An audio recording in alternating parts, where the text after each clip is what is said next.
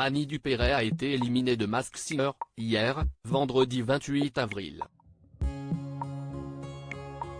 La comédienne était dissimulée sous le costume du phénix, qui lui a donné bien du fil à retordre. Une nouvelle personnalité a quitté Masked Singer au cours de la 3e émission de la saison 5, hier, vendredi 28 avril. Il s'agit du phénix. Si les enquêteurs ont eu bien du mal à la démasquer, si est-il la comédienne, photographe et écrivaine Annie Dupéret qui se trouvait sous ce déguisement. Télé Loisirs, qu'est ce qui vous a donné envie de participer à l'émission? J'adore chanter et puis j'avais confié à un ami présentateur que j'aime bien, Damien Thévenot pour tout dire, que j'aimais bien cette émission. Parce qu'il n'y a pas trop de compétition. Depuis en faisant l'émission, j'ai constaté qu'il y avait un tout petit peu de vote du public. Simplement, on chante sous un déguisement et je trouve ça très ludique, épatant. Il m'a dit, bon je vais le faire savoir. Si est tombé au moment où je préparais un spectacle de chant aussi. J'ai fait un spectacle de café-concert avec un camarade du music hall. Et ça m'a fait travailler le chant en même temps. J'ai trouvé ça très amusant et vraiment plaisant à faire. Et puis, il y a une chose qui me plaît énormément. Si est qu'il n'y a plus beaucoup d'émissions de variété qui engagent et qui utilisent autant d'artisans du spectacle. Parce qu'entre les costumes, les dessins, les décors, ça emploie un maximum de gens. À qui aviez-vous révélé que vous alliez participer à Masked Singer? À mes enfants bien sûr. Mes enfants et puis un ou deux amis, qui s'en fichaient complètement. On ignorait que vous chantiez aussi bien. J'ai toujours adoré ça. J'avais pris, il y a longtemps des cours de chant. Je l'ai peu fait, en fait. Je l'ai fait comme ça à l'occasion. Là, on a monté avec un camarade un spectacle qu'on a appelé Viens Poupoule, sur l'époque du café-concert de Proust. On chante 17 chansons à deux.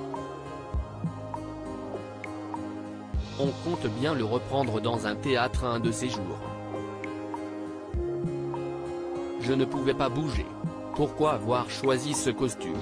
Le choix du phénix s'est imposé vu mon enfance un peu difficile, on l'a choisi en fonction de ça. Mais si est-il vrai que ce n'était pas un costume facile? Je voulais bouger plus. Il se trouve que la jupe pesait 7 kilos. Elle était extrêmement lourde, je ne pouvais pas en faire grand-chose.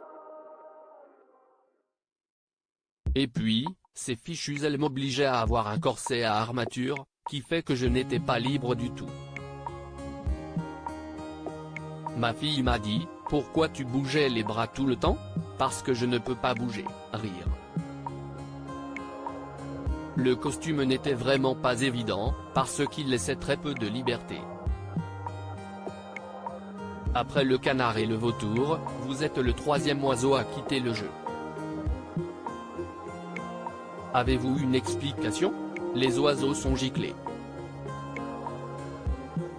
Je comprends d'ailleurs. Ce n'est pas attendrissant un oiseau.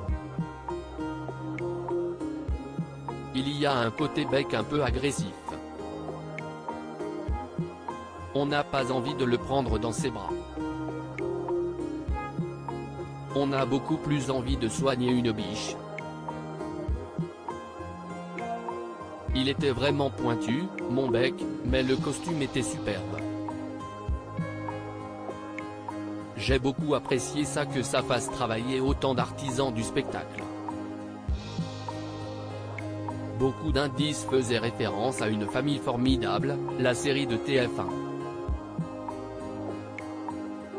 Pourquoi ce choix? Les familles, ça restera unique dans nos vies à tous. À tous ceux qui les faisaient et tous ceux qui les regardaient aussi. Il y a quelque chose de vraiment spécial dans cette série. Ce n'est pas une série ordinaire. J'ai chanté en espagnol dans le but de passer incognito. Vous avez chanté plusieurs chansons en espagnol, pourquoi ce choix? Je parle bien espagnol et je ne m'en suis jamais servi. Ça fait au moins 40 ans que je n'aille pas pratiquer. J'avais une passion pour l'espagnol à l'école, que j'ai continué à apprendre en Espagne quand j'ai quitté l'école. Je me suis dit comme j'ai plutôt un bon accent, je peux peut-être les tromper là-dessus. C'était dans le but d'être un petit peu incognito dans une langue qui n'est pas la celle dans laquelle on me connaît. C'était bien, c'était le but recherché de les égarer. Aviez-vous préparé d'autres chansons? Il y en a une dont on ne s'est jamais servi. On en avait préparé une 4e. C'était Drôle de vie de Véronique Sanson. Avez-vous identifié d'autres personnalités sous les costumes? Non, ils gardent le secret d'une manière épouvantable. J'essayais de leur dire, dites-le moi, si est-ce pas grave. Ils ont refusé. Vous ne regrettez pas d'avoir déjà quitté l'émission? C'était le jeu. Puisque j'avais préparé une chanson de plus, j'aurais bien aimé la chanter. Quels sont vos projets? Je vais reprendre Mes chers enfants de Jean Marbeuf que je jouais au début de l'année pour 2 mois au Lucernaire, à la rentrée. Si est un beau texte qui dit des choses importantes sur ce qu'on fait sur sa vie après 60 ans. A-t-on une chance de vous revoir dans Une famille formidable? Ça s'est terminé avec la mort de Joël Santoni. C'était notre grand complice. C'était quand même une chose tout à fait spéciale. Joël était quand même orphelin de père et de mère au même âge que moi. Si est pas un hasard. C'était une rencontre tout à fait inouïe. C'était une aventure géniale. Avez-vous un message à faire passer?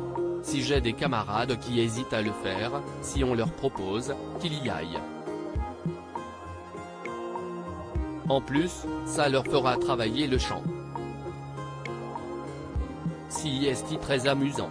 À lire aussi Mask Singer, quelle célébrité se cachait sous le phénix et a quitté l'émission ce vendredi 28 avril?